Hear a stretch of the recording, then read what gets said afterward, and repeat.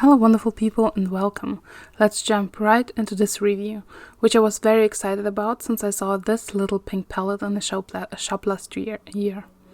And although I have already experience with the Van Gogh paints in tubes, I really wanted to try this out, to see how the pen version is, and whether I would recommend these paints. This particular set is the Floral Pocket Box, which was created in collaboration with Frau Hölle, who is a designer and YouTuber. This lady, together with others, make videos, tutorials and writes books on simple modern watercoloring and lettering. In her introduction, as well as the leaflet that is available as a download once you purchase the box, she says that the goal is to create aesthetic simple designs using the one layer and let colors flow into each other. One of her designs was used for the packaging of the set as well as the brushes that go along with it. The brushes are made by Vinci, a German company that is well known for great brushes. In this video we will talk and explore both. There is also a paper, the Van Gogh watercolor paper, to go with it, but I did not purchase that and painted on 100% cotton paper that I use for all my reviews and swatches to guarantee a consistency in the tests. As always, you will find all the swatches and mixing charts on Ko-fi. The Van Gogh colors weren't added to the watercolor database yet, but will be soon. Sorry for the delay. You can find all the links down below. My first impressions were nice. I like how the palette feels. It's made from plastic, yet feels nice in my hands. The closing mechanism holds, though feels a little bit light to use and felt insecure at times. The bottom side is open so you can see all the wells, and I think the palette would feel more finished when there was a cover for that too. Inside the palette, there's a lot to discover. There are 12 wells in total, which will fit the Royal Talents pans, but not the regular ones. The two rows on the bottom have the regular colors, while the two pans on top contain the metallic colors. In my opinion, the space of the logo could have been used for another 3 pans too, as there are palettes of the same size that do that in the Van Gogh line. In the lid is a mixing palette with 6 wells and a holder for the travel brush, which I did not use. It's a little too stiff for my taste. The wells in the mixing space are nice and deep, and it's possible to mix even bigger amounts of paint for the bigger washes. The travel brush has an end that is supposed to help remove the mixing space for cleaning, etc., and the pens from the palette. But the plastic is not hard enough and bends, which will lead to breaking soon probably. There are already white stress marks in the plastic. That is the reason why I used another tool to remove the pens. In other reviews, I've seen that this brush had no issues with its task. My experience now leaves me puzzled whether the quality of the brush did change over time. The outside packaging does not name the colors included, only gives the numbers. So here's a list: light gold, bronze, permanent lemon yellow, Indian yellow, permanent red deep, quinacridone rose, permanent blue violet, phthalo blue, sap green, raw sienna, Van Dyke brown, and ivory black. Let's talk a little about the color selection and after about the quality of the paints. This color selection felt a bit weird to me in the beginning, but when watching the artist's videos, I understood why she probably chose the colors included. One of the hints was that she called Indian yellow orange a lot, which it really is not. It's a nice warm yellow color, so it feels like the artist didn't have the mixability in mind, but wanted to give a rainbow of colors to play with and included some neutral colors. Luckily, the set does provide a true primary set with a permanent lemon yellow, quinacridone rose and phthalo blue, which makes it easy to mix a very wide range of colors. The others are nice too, especially the permanent red deep and sap green are colors I use a lot in my art. When it comes to the neutrals, I really like the raw umber, which is very handy to mix. The Van Dyke and ivory black, although, are too close for my taste. Van Dyke brown is very beautiful on its own, but can totally be used as a replacement for black in combination with a color to cool it down a bit, ideally Indian blue, which is not in this palette. This palette would benefit more from a reddish brown as burnt sienna instead of the black. In general, I find this palette a bit tricky for mixers. Some colors are great mixing colors and would work well. Others just don't fit in right when it comes to versatile mixers. The artist itself says that the colors need to be mixed to create a more natural tone and create consistency within the piece.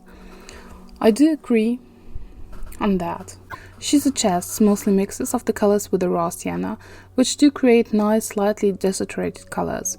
To play around, I did also create some possible primaries, which will create some nice mixes, but are limited as they're not true primaries.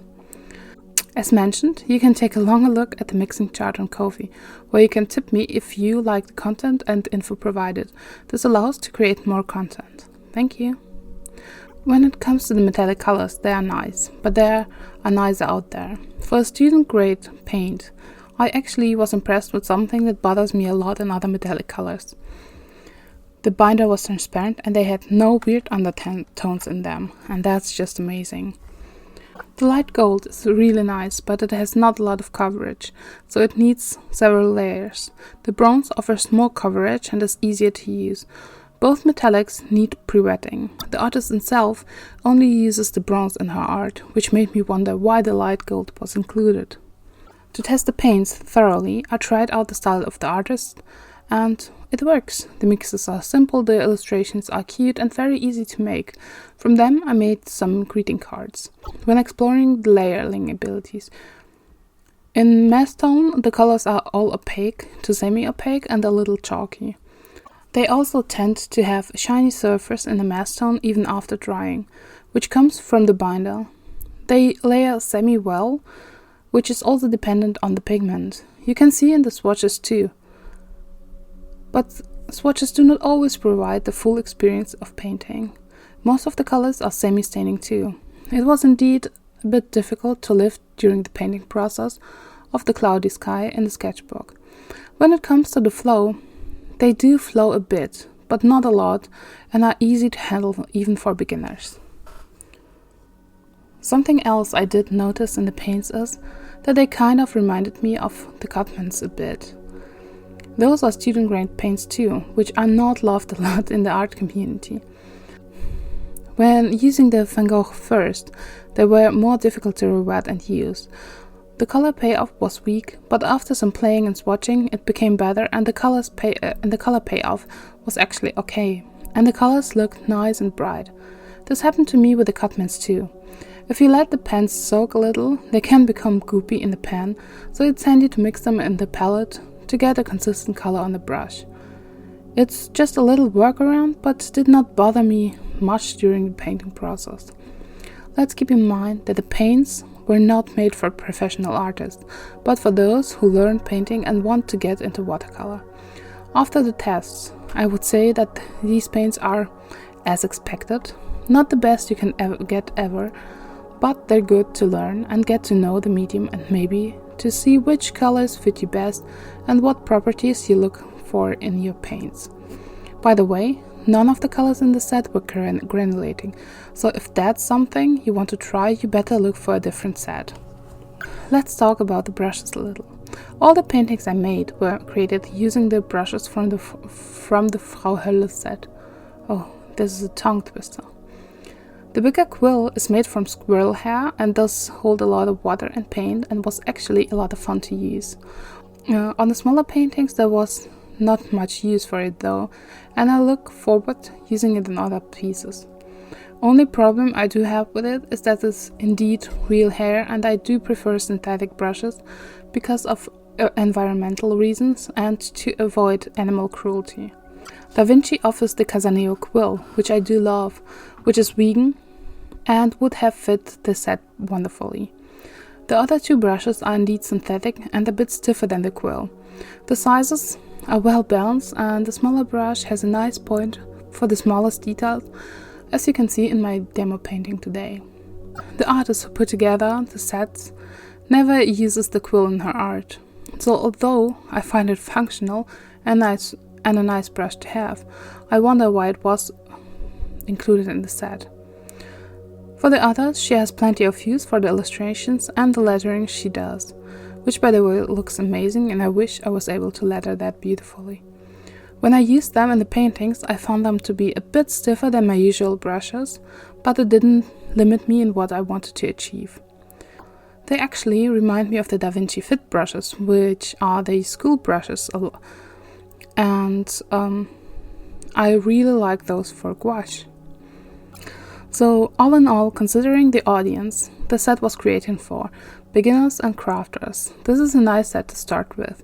The only real issue I had with that was the unusual rainbow color selection, which is not ideal for mixing. Everything else I mentioned in the video, the chalkiness, limited flow, and the paints becoming a bit goopy, just needs a little adjustment or workaround. These issues do occur in other student grade sets too, and are nothing that throws me off completely or would be out of the ordinary. And let's be honest, the pink palette just looks lovely, and I will for sure fill it with other paints once these are used up. Just a little reminder that you can take a longer look at the swatches on Ko-fi, and they soon will be added to the watercolor database, sunandcolors.com. If you have any questions, they're all welcome. Feel free to leave them down below. Thank you. Have a wonderful day, everyone, and I hope to see you soon.